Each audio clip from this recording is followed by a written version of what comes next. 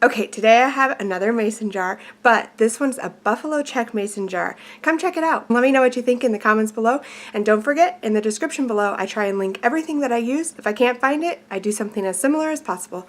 Here we go, guys, and welcome to my channel where we do DIY projects, crafts, and some organization. Let's hop into today's video. Okay, so something buffalo check. I chose this little bit thinner buffalo check. They're a pair of old shorts that my daughter grew out of. Scissors, obviously, glue, and twine, and your mason jar. And I think that should be the majority, except for however you want to dress up the top. So let's get started. So it might be obvious by now, but I like working with mason jars and decorating with them.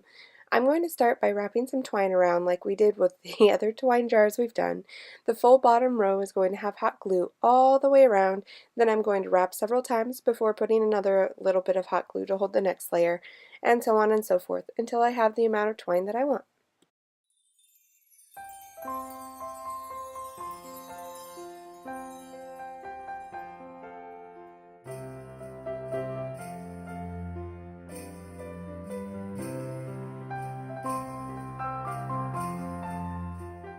Then I'm going to take the buffalo check pants that I have, and I'm just going to cut a strip off of the ends. I was just going to use like a whole leg and wrap it, but you can kind of see how they tried to get it to come together here, but because of them being shorts, it kind of angles in, and I'm trying to avoid that since this jar is just round.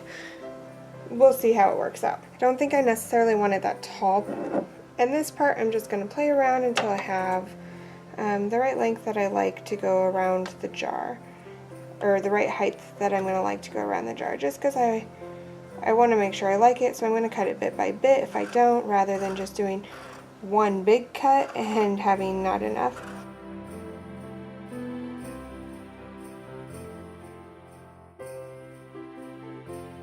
So here's the seam again. I like to start and end things at the seam because it kind of helps it blend. It makes it seem a little bit more in place because the seam is already there. First I had put one of the strips on to make sure it went at least halfway, and then I just put a little strip of hot glue at the end. Next I'm going to go ahead and put it on the seam and secure it. Then I'm going to do the same thing when I get to the other seam. This strip went a little past the halfway point, so I just trimmed off the excess, and I did the same thing with the second strip.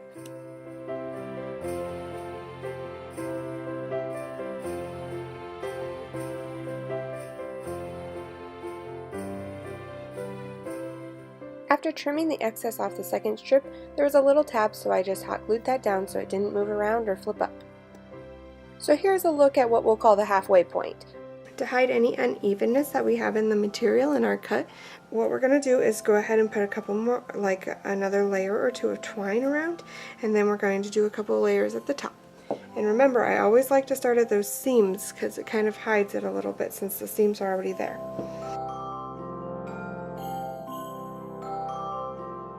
For the top layer of twine, I kind of treated it like the very first layer. I went ahead and I put hot glue all the way around, and I tried to do this a little bit more on the material itself so that the second layer would be right above the material, and that way the hot glue would make sure that the material didn't end up moving at all if it wasn't completely secure.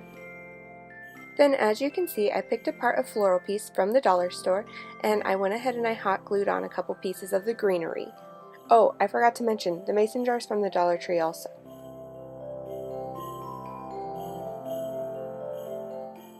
Next, I went ahead and I chose some jingle bells, also from the Dollar Tree, and I thought they'd look good with twine. So I went ahead and made a twine bow, and then I measured out some pieces to put the jingle bells on. I slipped the twine through the top of the jingle bells and just tied a couple of knots to go ahead and secure them. Then I went ahead and I hot glued the strings with the jingle bells from the top of the greenery hanging down. Then I went ahead and I hot glued my bow right in the center to finish it off. And at this point I thought I was done, but there was just too much going on.